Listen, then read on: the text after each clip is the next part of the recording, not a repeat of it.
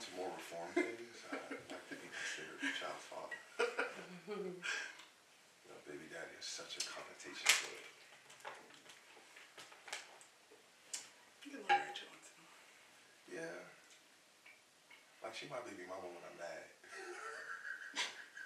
No, when you were talking to your students. Look, you recording?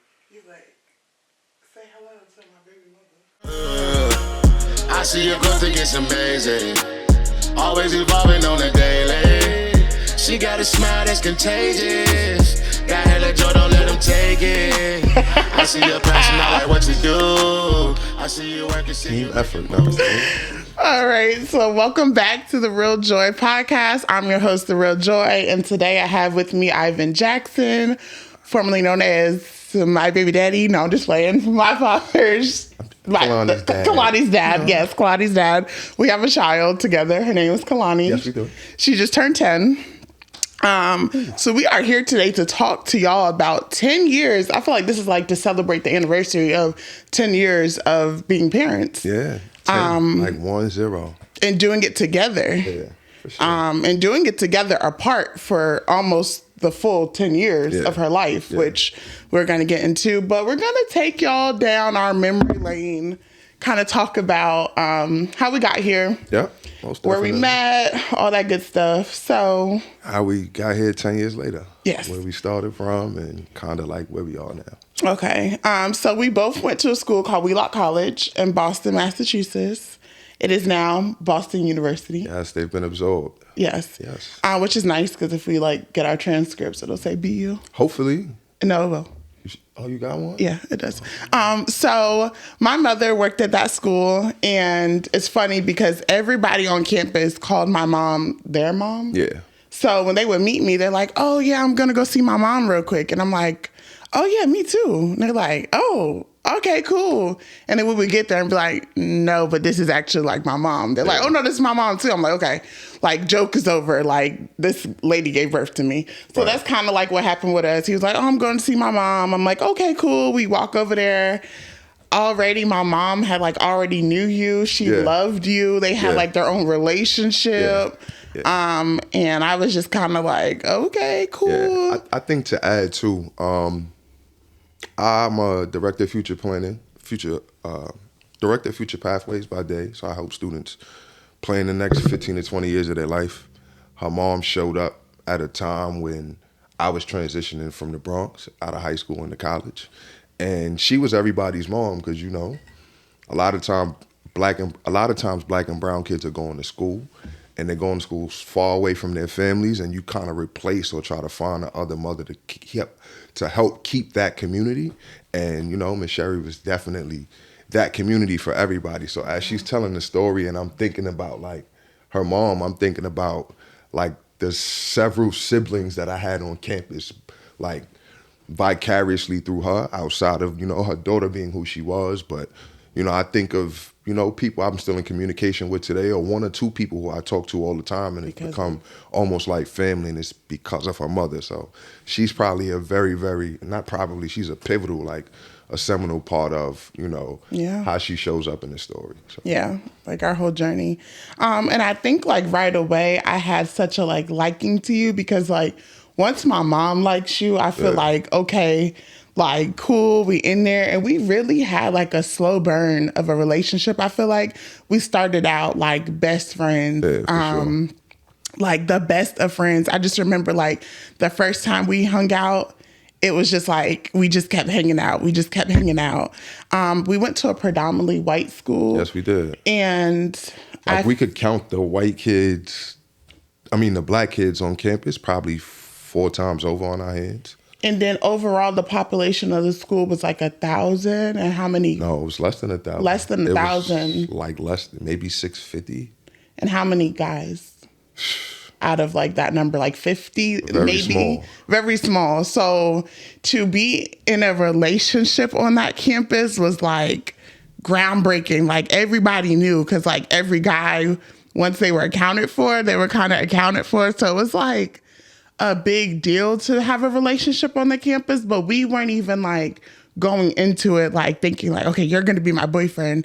I don't even think there was a moment where like you're like, you're my girlfriend. And I think it was a full span of a full year. So we actually didn't even engage into any kind of rhetoric or conversations like that until the second year of kind of. You know what it was? I think it was after that first year when we were packing up to go home for that summer. And you realize, and I think we were realizing like, oh, I'm not going to see you for this whole summer. Like, okay, this is about to be weird. Like, and I think over that summer we grew closer to each other. And I think once we kind of came back on campus, I think it was just like a known, we just like operated in a couple. Yeah. And I think because of the leadership positions that we held together, you being the president of the Black Student Union, me being the vice president, I think we just like fell into like this, like people called us like Michelle and Obama, like of the campus and stuff like that.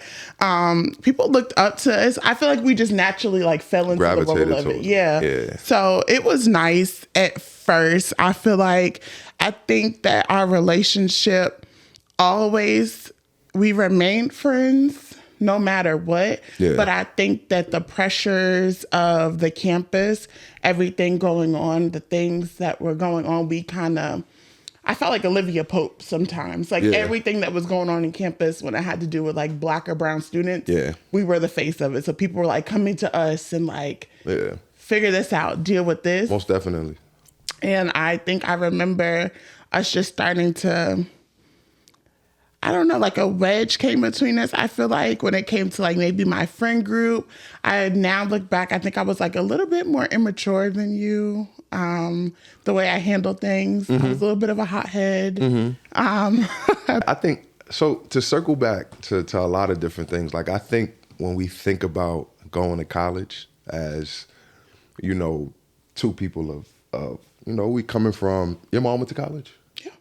She went to college. She has a master's too. Right after, or she went kind of later? Right after. She went right after. So my mom went to college as well, right? But for a lot of our experience, I know for me, my mom was not born here. My mom was born in Barbados. My mom is the only person in her family with her mother, the only child of her mother's children to get a degree, right? And for me, my experience felt very, very first generation anyway.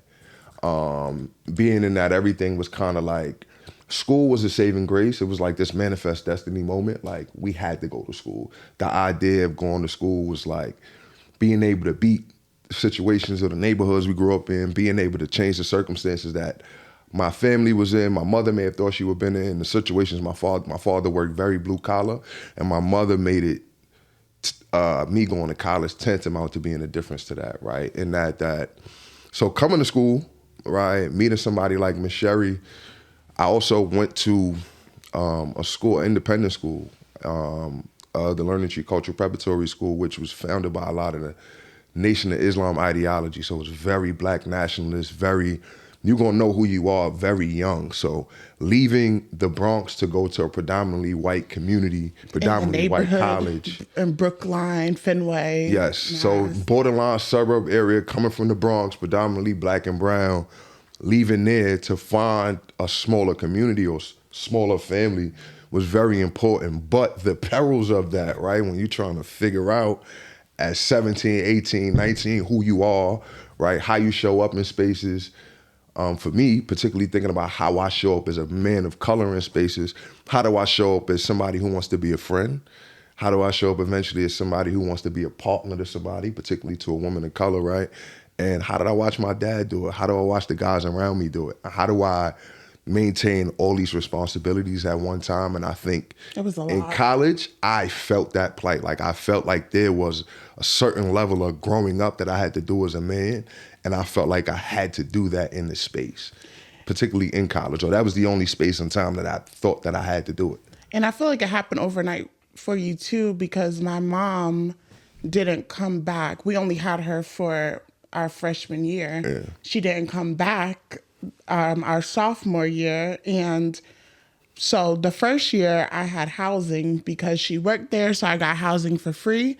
Or did I get either way, I was able to get housing. So the second year I lived off campus. So I did have an apartment off campus, but because I had already spent that first year on campus, I didn't want to be away from you guys, from like our friends. Yeah. So I felt like my mom had this conversation with you and was kind of like, okay, you're responsible for my daughter now. Like, if you want to be this man in her life, if you want to be this, when you eat, she eats. When you go here, she goes here. And she kind of like handed you like these husband duties at the age of 17, 18. And I think that does have a lot to do with our relationship and the, like all that you explained, you trying to be this Black man of the space, you being the leader of this, you going to president dinners and all these things, while also now I'm responsible for this girl that I'm trying to like figure out my relationship with. And I think at times it was like very, looking back now that we have like the language for it and with the education that we both have, I think that it was very overwhelming. Like, I feel like at times where we would go at each other or the times where we would like fight and argue, I think it was both of us saying like, this is too much and we're overwhelmed. Yeah, like when you really think back to it. Sure. And I don't think that we both knew how to navigate that at the time and how to say that. And I think it just came out in rage, anger, nasty words, you know. Because at the same time, you learning how to be a young adult. Right? Like you learning. So the caveat to all this, guys, is like, I'm in school. I have a master's from Purdue in American Studies. And we'll get to that part where that took us into Indiana. And kind of like our parenting journey. But I'm also in school to get another degree now from Alfred University in school counseling, and then also my licensed mental health counseling as well. So thinking about this from a total therapy counseling, kind of taking a step back and looking at the whole person, like there's so many layers to why her mom may have left me that responsibility. There's so many layers to how we may have connected with each other, but then the level of anxiety we felt about navigating college and having good grades and being able to, you know, want to figure out what we're going to do in the next 4 years. And all that kind of weases around to how I'm a director of Future Pathways now, which is used to be called a director of college counseling, a college counselor, right? And thinking about the perils of having young people who I work with all the time play house too soon, right? So in my role, right, I work with over 450 young men of color, right? And talking to them about maybe you don't need to have a young lady or a partner, however they decide to, you know, profess their love. Like maybe you don't need to have a partner going into college. Maybe you don't need to bring a partner with you into school, right? When you get up there, you need to focus on yourself. So thinking about the perils of being able to have a dorm room, go to sleep at night, right? Go buy groceries, right?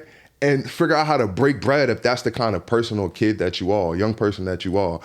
And if, you know, your mom or your parents raise you a certain way, you feel a general responsibility to the people around you, right? I went to school with 2 or 3 other people that I graduated high school with. So we've been together 4 years. Now we get up here, we're going to be together another 4 years, right? And the idea was the same way that we take care of each other, that's going to kind of augment to everybody else that's around us, particularly because we're a crew of young Black students, right? Black and brown students coming from the Bronx, and we have to hold each other down. Naturally, we're gonna get up here and figure out how we're gonna hold the people who look like us down too, right? So I think our story is so interesting because this idea of playing house too early when you're trying to figure out yourself as a young adult, not that there's any single line of regret, but if I was your age again, kid, this is how I would have thought about, you know, every decision that I made in process, and I wouldn't have been trying to be, how you say, an adult so soon, or I would have tried to, for lack of a better term, pray for broader shoulders. And this idea that I don't always know that our parents or folks older than us know that they're leaving the things with us that they're leaving us, right? So their unmet traumas, their unmet like insecurities that they kind of just left with us, like. I don't want to be too tangential and go too off track, but I remember sitting on a porch with your mom, right? And we're talking about death, right? Death for me, my first big death in my life happened when I was 6 years old. And for me, I remember everything. I remember my mother's tears. I remember how I felt. I remember going to the funeral, particularly because my aunt died on my birthday, my 6th birthday. And I remember this always being something that I brought up. I even bring it up now, right? And I was talking to our mom about it, and we were all outside sitting on the porch, and I'm just like, I think I used to have a weird way of trying to test if Ebony was ready for certain things based on how her mother viewed me. So her mother viewed me almost way more experienced in life than her daughter, and expected me to kind of steward her through a lot of the things that she hasn't learned yet, right? And I think that when we were having that conversation, we were talking about death and how it shows up and how it impacted me, and how would she get through it, right? What would happen? And I think about that moment so much because I remember almost everything your mother said, but I remember a level of apprehension, right? She was nervous, but she felt okay that I had been prepared with those things, right? Yeah. Not even really considering like, he's 17, 18, 19, he's gone through all these things already, right? I'm expecting him to do this, and it's no malice that she expected me to do that because I felt that responsibility anyway, right? But the idea that there was an expectation for me to counsel you through that without a level of counseling or understanding. She was saying if that would ever happen for me? Yes, like, he's prepared, he has a level of knowing how to deal with it, and I think my level of questioning was around like, just asking, like, have you ever had any really big deaths? And at the time, your grandfather was still alive, so it wasn't really thing, but he was sick. Okay. So as he passed, there was kind of this level of understanding, like, this is what this feels like. And when I think about the nature of our relationship, it's wrapped in a lot of those anecdotes and vignettes where I get to unpack now as an adult, and it was like, we can't always fault people for being human. Yeah. Right? But it was for a the lot. things that they leave with us. I think it was a lot. And like how you just said, I think you said something like you don't regret it. But I think I used to get so angry in the past when you say that because I would automatically feel guilty. And I would automatically feel like you started to resent me. And we'll talk about that more kind of in Indiana. I think I really started to feel that way when we moved to Indiana. But I really felt like senior year and then like when we broke up that there was like this resentment, like this anger, like I stole, like I used to get so mad too when you were like, I wish I didn't come to this college. Remember when we would like talk about that, like I wish I went to a HBCU, I wish I didn't come here. And I felt like a lot of you saying that was like because of our, like because you didn't get a chance to go party. You didn't, like, we weren't the type that, like, would just go out on the weekend. Like, we were always, like, up under each other. And, like, I feel like you didn't get the college experience. We made the most of it, with our people. But we didn't, when you think about this college experience, you would just, not your typical average that you see on TV. Yeah, for sure. So to address it, because, we here, the cameras is here. I think at a young age, like, that level of resentment is real. It's very real. Yeah. Right? And to say that it wasn't resentment, it would be a disservice to where we are as adults. Like, Which there was to hear. Yeah, it was a heavy level of resentment, and it wasn't always directly at you. So just thinking about, I was saying, to be fair, like, we're calling a ace of your mother would say, ace of spade, a spade. There was a level of resentment. Yeah. Like, by the time I'm graduating, I was 21, 22, but having been in a relationship at 18, right? Not really 17, but 18, and not being able to experience a certain level of college parties because I felt an obligation to be a certain type of, represent a certain type of thing on campus, represent a certain type of love to you, right? Whether we were in a relationship or not, there was a certain way I wanted to show up as a black man who the closest person that I found on this campus to me was of color, where every other brother on campus wasn't really dipping and dabbing in that direction for me. I was going to say too, and like, not that you need this, but to commend you for being on a campus where I was the minority, like, you were with the tall, black, bigger woman. And I think you were like the only guy on campus that had a girl that looked like me. Like, now that I think back to it, like, that I think spoke volumes in itself. And I think that attention that you got because of that, right? Like, I feel like a lot of people looked at us and was like, but she's taller than you. But I think that you got a lot of attention for that. I think that a lot of girls were envious because of our bond, because I don't think it was necessarily a thing of like aesthetics for us. I don't think we looked at each other and was like, okay, you're my type, I'm your type. But it was more of like this, like we just clicked and it worked. So I think that we did get attacked a lot because of that. And I just want to commend you, because I'm pretty sure that wasn't the easiest way to like navigate that space. So Yeah, no, I appreciate that. Yeah. Appreciate that. Yeah, and I think to that resentment, I appreciate you and commend you just for being able to host this space, to have this conversation, right? And to be able to have other people listen to it, right? Because I work with students, I work with young people, I got mentees, 25, 26, 2, 3 kids, and trying to navigate this space. And I felt like they used me as their Polaris, or almost North Star, when trying to figure that out. Yeah. And it's a part in the podcast where we're going to get to the village around being able to have, fathers who went through similar situations as me, and, ideally women examples around me who were telling me how to see it, how they saw me from their perspective, or the things that I was doing in the future, really helped me. But even then, right, I became the Black Student Union president. I was the first black male, 1, to be the president. 2, I was the first underclassman to win the nomination. And even winning the nomination was scandalous, because everything that they had to say about me for winning, right, just for a small club nomination, only added to what they already say about, 1, boys from the Bronx, black men from the Bronx, and how they say black men show up. So out the gate, if you guys have seen Higher Learning, remember Ice Cube on Higher Learning? Like, out the gate, I got the Ice Cube treatment from Higher Learning. Like, he was just aggressive. He showed up as this. He's a supreme advocate on campus, but there's an inherent idea that he might hit women.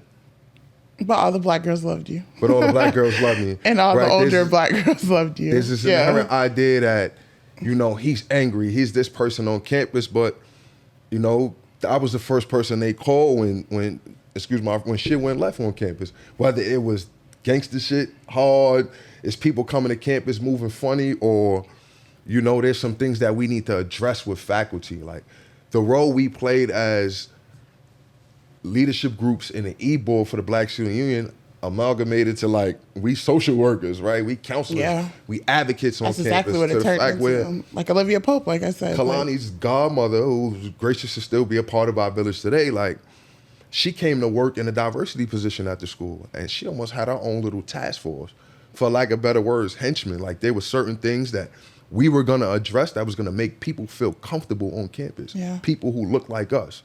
And I think that level of responsibility I've carried throughout my life, right? I think I was taught at a certain point to be that way, right? I told you guys the schools that I went to, but then there was a level of, I went to high school, I went to all-male public school, right? I went to all-male public school, and the focus was on excellence for us, right? I went to a predominantly white college and found a circle to recreate everything that I was taught for everybody else. I went to school with my high school friends. I'm not saying I was the most popular guy on campus, but there was a certain point where everybody knew I was going to stand on business. And living with that became tough. It impacted everything around me, including my relationship with people, right? My relationship with her, whether we were friends in a relationship or not, right? There was a level of me feeling like I had to carry the world, and I knew where the burden came from, but I didn't know how to mitigate it or even talk about it, right? So I think that's all really have come full circle with the job that I do now, and even us sitting right here, right? There's something that you keep saying that I think is really important to our story. Like, I keep hearing you repeat, like, whether we were friends, whether we were in a relationship, and I think that is very important, because there were so many parts of our journey where we say, like, we were together. When people ask me, I say we were together for like 5 or 6 years. But there is a lot of time in that where we would not be together, but like still be together. Making sure everybody all right. Yeah. So when I got pregnant, we actually weren't not together. We weren't together. No. And it was 2 weeks after. There was 2 weeks before we were leaving college.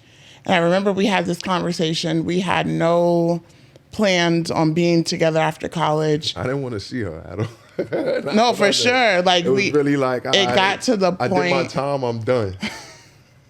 All right, for real though. Like you said, when we were leaving school, we did not have a plan of seeing each other after. Things had gotten really ugly with us. I remember we both kind of ruined like our senior week when we were like supposed to be going out. Our arguments were just getting worse. People were getting involved in our arguments. Kalani's godmother, I remember like one time like we tore up her office, like fighting with each other. Like it was just getting really bad. Like you said, I didn't want to see you after we like it was like to the point where we're like, it was bad. I remember like rumors were starting, like people telling me that you were like with other people, different RAs and stuff like that. It was getting really, really bad. And I think that we had this one night with all of our friends and we were kind of like celebrating.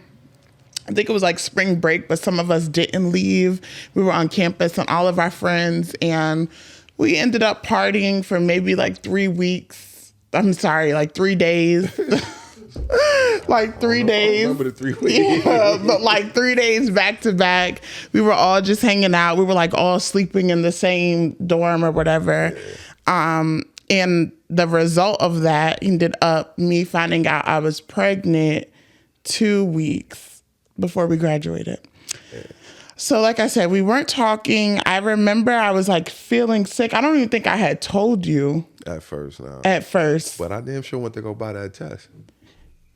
But the test was negative. Oh, yeah, it was. So he bought the test. The test was negative. No, one of them wasn't, though. I think the first time you did it, it was, and we went and got another one. Because I remember looking and being like, nah, that shit is fake. Ain't no way. And you like, nah, that shit is... I just can't remember. I felt a certain way that I never felt before. So I remember I went to go take a blood test. You didn't go with me. I went by myself. I took a blood test. And I came back on campus and I was telling everyone. I told like... I was hot. What you telling everybody? I told like this lady that I was really close with in the cafeteria. I told Jamie. And then I think I like ran into you maybe or text you like I have to tell you something. And I was like, I'm pregnant. That shit is all so crazy because, and this is speaking transparently, the year before senior year, I did a summer research opportunity program. Never in my mind that I thought kid from the Bronx was gonna do research at Ohio State. There was some professors there who was like, yo, you have a way with words, you engage the content a certain way, you want to create knowledge, you want to be an instructor, or you at least want to engage in this. Whatever it is that you're thinking in your brain, you want to get deeper than where you are. So I applied to a program. I went to Ohio State for a summer, the summer before my senior year of college. At Ohio State, I made a big transformation. I might have lost like 85 pounds. This is the first time that I had access to a library that was always open, access to a gym that was always open. He was living his best life. Wheelock just wasn't Ohio State. He was living his best life. He was like, I'm about to graduate. I'm done with her. Like, yeah, I'm about in shape. Got in shape. I think that, you know, when I think about, I just didn't, Ebony stopped being in a future plan for me because I felt like having to worry about her and other people around me stopped with these new visions of myself that I believed I had.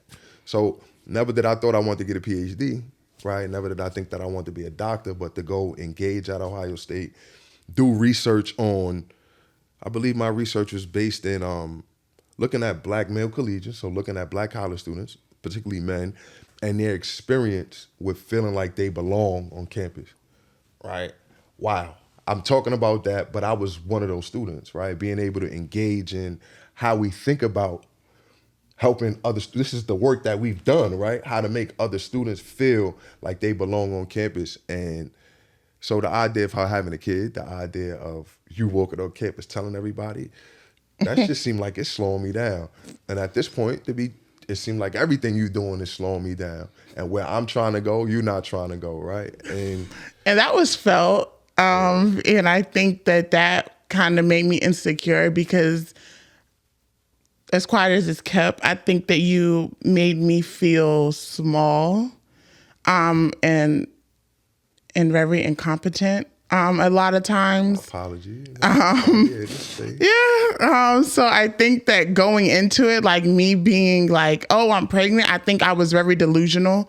I don't think that I had like a clear thought process to like what this meant for me at the time, because you're talking about someone who like always did what their mother told them to do. This was out of the norm. This wasn't something that was planned. This wasn't anything that was on my radar. I didn't have a plan, like kind of what he's saying that he had for himself. I didn't know what I wanted to do when I left college. I was very much still immature. But I think it was because that's what I was told I was. So I kind of fell into it. So I remember after college graduation, I remember like being on the Riverway and we had just finished cleaning out your room and your mom is like walking down the path and she's like giving me this look. And I'm like, oh, he must have told her. And she's like walking up to me. And I'm like, I have this stupid grin on my face. And she was like, you think this is cute? Like, you think this is like... I ain't know that happened. Yeah, she was just like, what you gonna do? Like, you pregnant? Like, and I think that kind of set the tone for me for like how things are gonna be. So thank you so much for tuning into this episode and we'll see you on part 2. Thank you so much for tuning into the Real Joy podcast. I hope today's conversation brought you closer to finding your own joy and left you feeling inspired. Don't forget to subscribe so you never miss an episode. If you like what you heard, share it with your circle. It might be just the thing they need. Let's keep growing, glowing, and finding joy together. Until next time, take care of yourself and remember to keep it relaxed, relatable, and real. See you soon. I can see you making moves. The chosen one, we steady chosen you. She dope as hell, plus she a Libra too.